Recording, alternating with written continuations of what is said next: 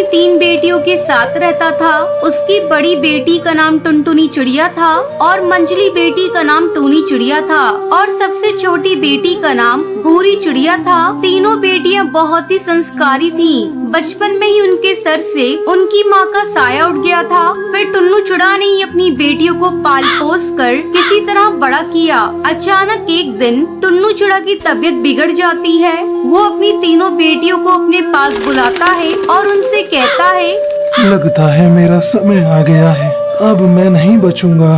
तुम लोग मेरी बातों को ध्यान से सुनो। टुनटुनी, तू बड़ी है बेटा, अपनी दोनों बहनों का ध्यान रखना।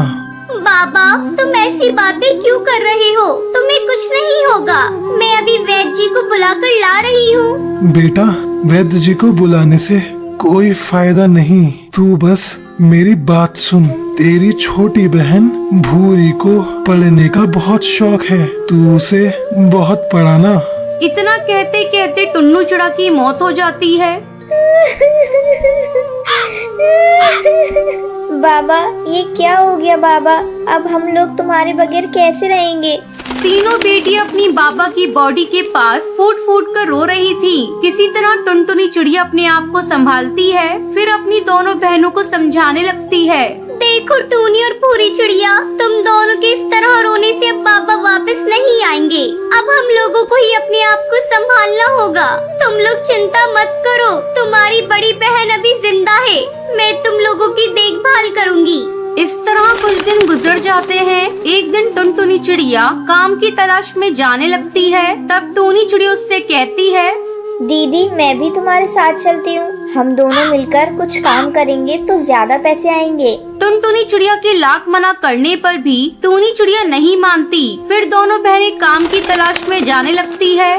दीदी, मैं भी चलूंगी आपके साथ। आपके बिना मैं घर में कैसे अकेली रहूंगी? फिर तीनों बहनें साथ साथ काम की तलाश में जाती हैं। काफी देर तक भटकने के बाद टुनटुनी चिड़िया को अचानक से बंटी कबूतर बहुत सारा सामान लेकर आता हुआ दिखाई देता है। टुनटुनी चिड़िया उसके पास जाती है और उससे कहती है, अरे बंटी भैया, हमारे रहते आप इतना भारी सामान लेकर क्यों जा रहे हैं? लाइए, मैं इसे आपके घर तक पहुंचा देती हूँ। जो मर्जी आए, आप मुझे मजदूरी दे दीजिएगा। बाबा के मरने के बाद हमें काम की बहुत जरूरत है। ठीक है, उठा ले सामान और मेरे घर तक पहुंचा दे। मैं तुझे 10 रुपए दूंगा। फिर टुनटुनी चिड़िया सामान उठाकर बंटी कबूतर के घर तक पहुंचाने के लिए चली जाती है। उसके जाने के बाद टूनी चिड़िया भूरी चिड़िया से कहती है, चल भूरी चिड़िया, अब हमारी बारी है। हमें भी कोई काम ढूंढना होगा। वो दोनों काम की तलाश में थोड़ा आगे जाती हैं। वहाँ एक कालू कौआ पकोड़े तल रहा था। दोनों बहनें उसकी दुकान पर पहुँचती हैं। भैया, क्या आपकी दुकान पर हम दोनों को काम मिलेगा? हमें बहुत जरूरत है काम की। हाँ, तुझे पकौड़े तलने का काम मिल जाएगा और तेरी बहन ग्राहकों के झूठे बर्तन साफ कर देगी। बदले में मैं तुम दोनों को खाने के लिए भोजन और कुछ रुपए दे दूंगा। बोल, तुझे मंजूर है? हाँ भैया, हमें मंजूर है। हम दोनों बहनें आपकी दुकान पर काम करेंगे। इस तरह टूनी चिड़िया पकोड़े तलने लगती है और भूरी चिड़िया सभी ग्राहकों के झूठे बर्तन धोने लगती है। तभी टुनटुनी चिड़िया अपनी दोनों बहनों को तलाशते हुए वहाँ पहुँच जाती है। जब वो अपनी दोनों बहनों को काम करते हुए देखती है तो उसकी आंखों में आंसू आ जाते हैं और वो उनसे कहती है, टूनी चिड़िया और भूरी चिड़िया, तुम दोनों कितनी छोटी हो और मेरा साथ कितने अच्छे से दे रही हो।